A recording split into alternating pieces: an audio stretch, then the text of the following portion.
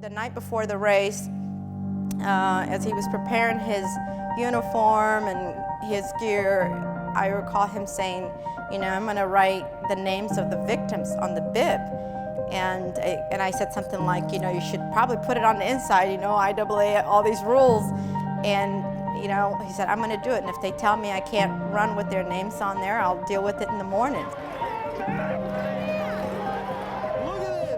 When there's more meaning to what he has to do, the more he's likely to rise to the occasion.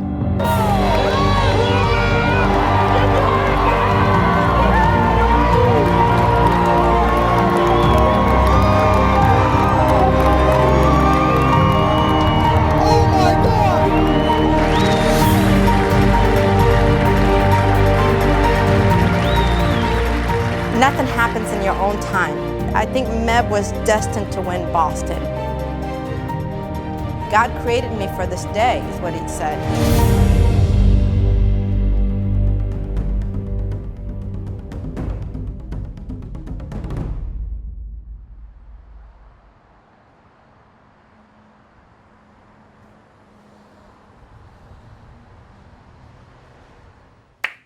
She knows. How are you? I'm good. How are you? Good. Yeah, good trip? Good to see you. Yeah. How you been? Good. Been healthy and consistent year after year is not easy, especially as you get older.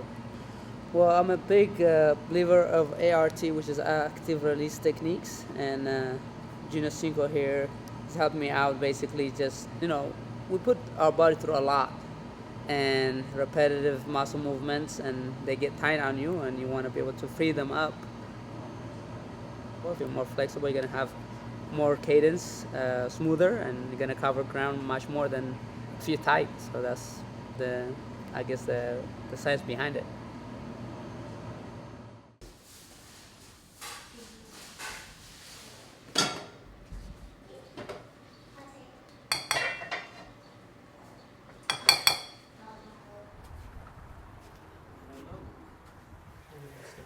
We just got home. Saw my parents. Proud parents. Proud son. Do you remember when your dad won the Boston Marathon with your family? Mm-hmm. What did that feel like? Amazing. Happy.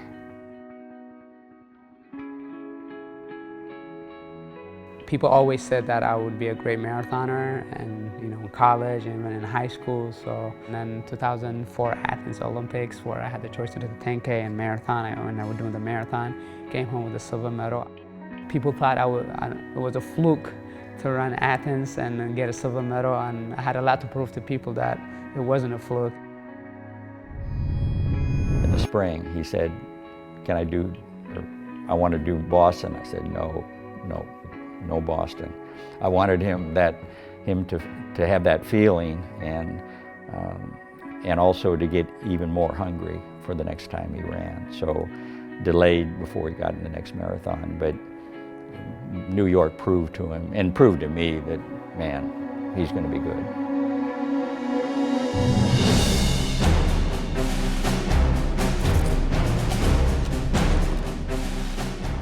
The New York City Marathon in 2009, watching MEB win, you know, it was just, I can't really find the words to express it. His year was really going well, but to project that he would win New York, again, we hadn't had an American in 27 years win New York. The top contenders for 2009 was the deepest ever in New York City Marathon history. The whole point of New York is trying to feel good going to Central Park, and at that point it was the three of us, Garib, Chariot, and myself. Lo and behold, it comes down to Robert and MEB, and MEB really plays his cards well and waits and is patient.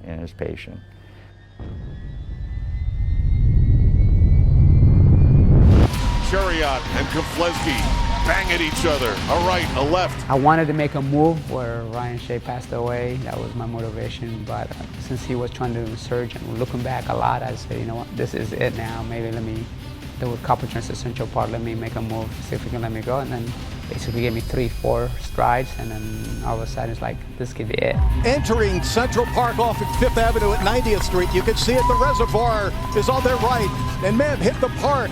It's such disappointment in Central Park in 2007 when he developed an injury. His friend Ryan Shea died at the 5-mile mark, and as he enters the park in 2009, Kufleski goes in deep and pulls away from Robert Chariot. You know, New York Roadrunners organizers came in the room and said, we got to collect, you know, the family and get them to the finish line. And he sealed the deal. Just as he broke away in Central Park, I felt like this is it. As you know, you get endorphins from running, and you get natural high, and you even get more natural high when you win it. MEB makes his move. They came up that hill to get to the park, and probably fatigued Robert a little bit, and MEB makes his move, and Robert lets him go, and that was the race. A great day for MEB Kufleski.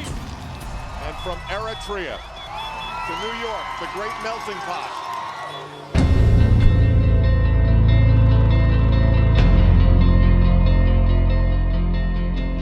First American in 27 years, and people were crying at the finish line, including his old coach.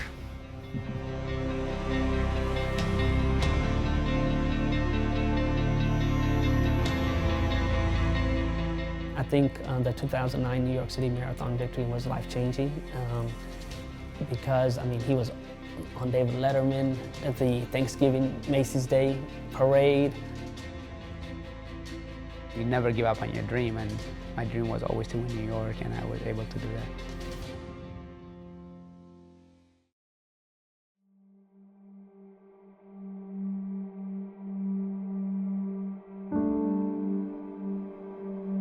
Like fireworks, honestly. Fireworks and then like cherry bombs, like big fireworks going on. Yeah, I'm really scared. I don't know what's going on. One after the other. Large explosions. We've had an attack here in the city of Boston.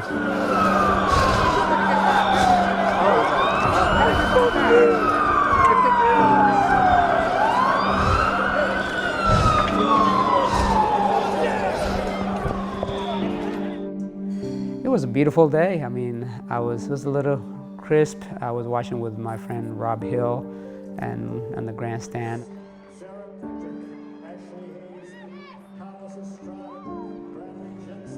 I did not run the Boston Marathon 2013, even though I was signed up due to an injury. You know, I really badly wanted to run that race. Left probably about a little over 5 minutes maybe before the bombing occurred, and it's like, how can it be possible? We were just there. You know, there was a little bit of panic at home, but he texted me and said, I'm okay. And so he came back home after the race, and I recall him saying, you know, something like, I'm gonna make this my goal, is to win that race.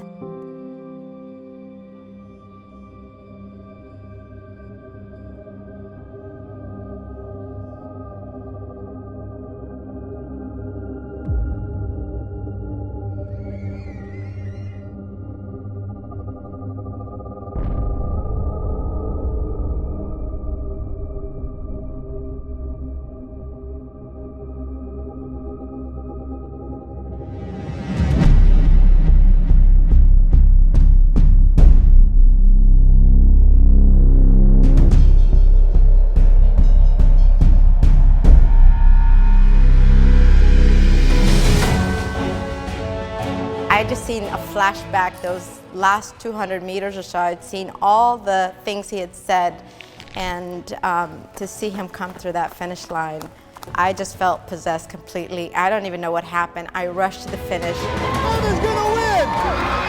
MEB is going to win!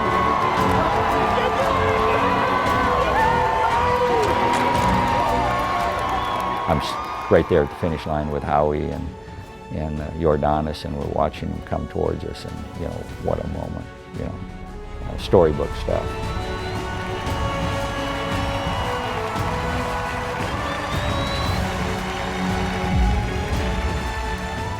People were not saying congratulations, they were saying thank you.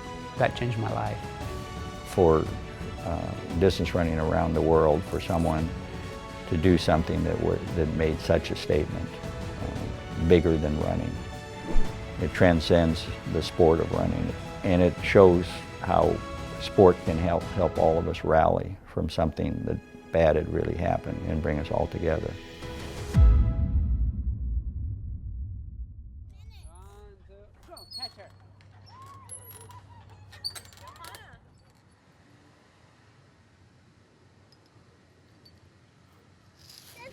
You're gonna get paint all on your pants. Look, your pants. Look your pants. How many more major marathons do you think you have left in your career? In my career, I don't have a lot of marathons left. I would not be surprised if I win another majors, but I don't need that to fulfill my resume. That resume has been fulfilled. My potential, I feel, you know what? God has blessed me with all the accolades that I have achieved. Would it be nice? Of course. Would it be nice to make an Olympic team? Who would not want to? Would it be nice to win another medal? Who would not want to? Would you like to win another marathon? Sure. You see an immigrant that comes to the United States, you know, embraces the sport that he learned here in the United States, you know, gets a full ride scholarship to UCLA, wins NCAA titles, gets his degree, represents the United States in several Olympics, wins the New York City Marathon, and wins the Boston Marathon. I mean, it's hard to deny it as being one of the most inspirational American success stories. Remarkable career.